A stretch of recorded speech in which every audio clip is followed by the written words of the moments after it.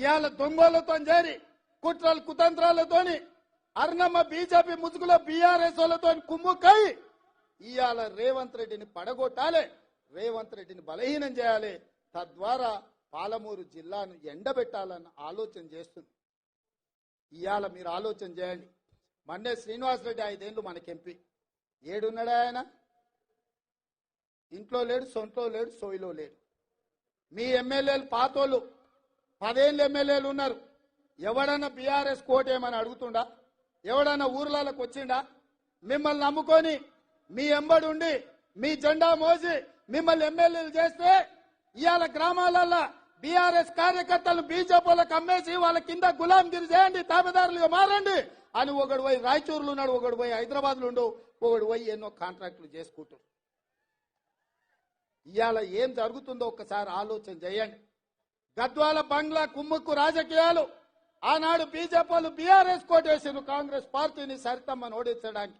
ఇవాళ మహబూబ్నగర్ జిల్లాలో బీఆర్ఎస్ వాళ్ళు బీజేపీని గెలిపించడానికి కుమ్ముక్కు రాజకీయాలు చేస్తున్నారు. సోదరులారా, ఒక్కసారి ఆలోచన చేయండి. ఇవాళ సిట్టింగ్ ఎంపీ మొన్నటి వరకు 7 వాళ్ళ చేతుల్లో ఎమ్మెల్యేలు ఉండే, ఒక్కడు కూడా ఊర్లలోకి వస్తలేడు, ఒక్కడు కూడా కారుకు ఓటు అడుగుతలేడు.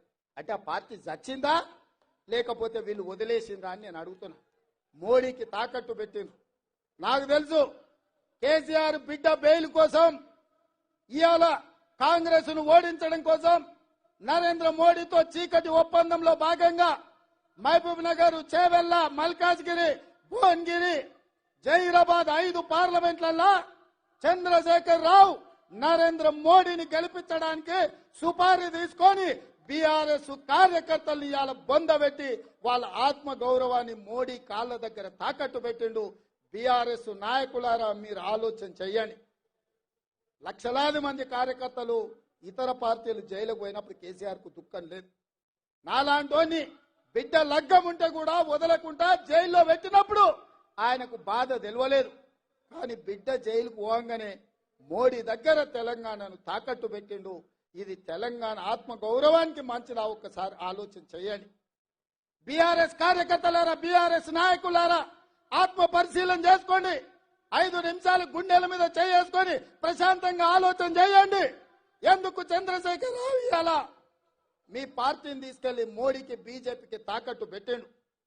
ఇవాళ మహబూబ్ నగర్ లో ఎందుకు బీఆర్ఎస్ వాళ్ళను బీజేపీకి ఓట్లు వేయమంటుడు? ఇవాళ చేవెళ్లలో బీఆర్ఎస్ నాయకులను బీజేపీలకు లొంగిపోమంటుండు. మల్కాజ్గిరిలో మీ ఓట్లు బదిలీ చేయండి అని చెప్తున్నాడు. భువనగిరిలో ఎందుకు చెప్తుండు? జహీరాబాద్ లో ఎందుకు చెప్తుండు? ఎందుకంటే ఈ 5 సీట్లు మొత్తం 14లో ఈ 5 సీట్లు మనం గ్యారెంటీగా గెలుస్తాం. ఈ అన్నిటిని దెబ్బతీస్తే రేవంత్ రెడ్డిని దెబ్బతీయొచ్చు అని ఒక ఆలోచన చేస్తున్నాడు. నా మీద కోపం ఉంటే నా మీద చూపియండి, చేతనైతే నాతో కొట్లాడు. మీరు మొగోళ్ళు అయితే మా కార్యకర్తలతో కొట్లాడండి. రండి గ్రామాలకు అడగండి ఓట్లు. మేము తప్పులు చేస్తే ప్రజలకు చెప్పండి. 100 రోజుల్లో నన్ను గద్దె దించమంటుండు కేసీఆర్ గాని 10 ఏళ్ళు గద్దె మీద ఉన్న మోడీని ఎందుకు గద్దె దించమంటలేడు? మిత్రులారా, మీరు ఆలోచన చేయండి. 100 రోజుల్లో నేను ఇన్ని పనులు చేసిన, ఇంకా చేయాల్సినవి ఉన్నాయి. ఇవాళ రైతు రుణమాఫీ నేను చేయలేకపోయినా. అందుకే ఈ నారాయణపేట గడ్డ మీద నుంచి తెలంగాణ రైతాంగానికి 69 లక్షల రైతులకు నేను మాట ఇస్తున్నా. ఆగస్టు 15 తారీఖు లోపల 2 లక్షల రూపాయల రైతు రుణమాఫీ చేసి తీరుతా. ఎట్లయితే మక్తల్, నారాయణపేట, కొడంగల్ ఎత్తిపోతల పథకం పూర్తి చేసిందో, ఎట్లయితే ఆర్టీసీ ఉచిత ప్రయాణం ఇచ్చినో, ఎట్లయితే 500 రూపాయలకు సిలిండర్ ఇచ్చినో, అట్లనే 15 ఆగస్టు లోపల 2 లక్షల రూపాయల రైతు రుణమాఫీ చేస్తా. ఏకకాలంలో ఏక మొత్తంలో మీకు రుణమాఫీ చేసే బాధ్యత నాది. మీ బిడ్డను నేను. ఇదే కాదు, 500 రూపాయలు బోనస్ అన్నాడు.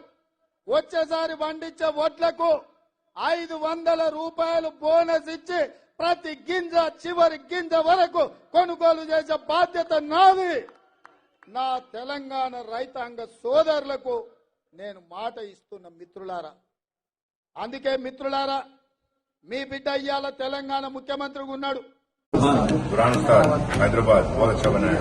सब सारा खाना अच्छा था। बिरयानी अच्छी थी, roast lamb roast right, leg roast बहुत अच्छा था, और मटन बहुत वेरी गुड, जबरदस्त मसाला जबरदस्त, सब कुछ अच्छा है। क्या नाम है?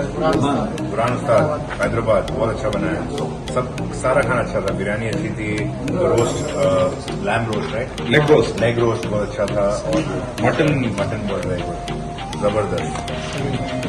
हाँ, सलीम इनका नाम है। Thank you.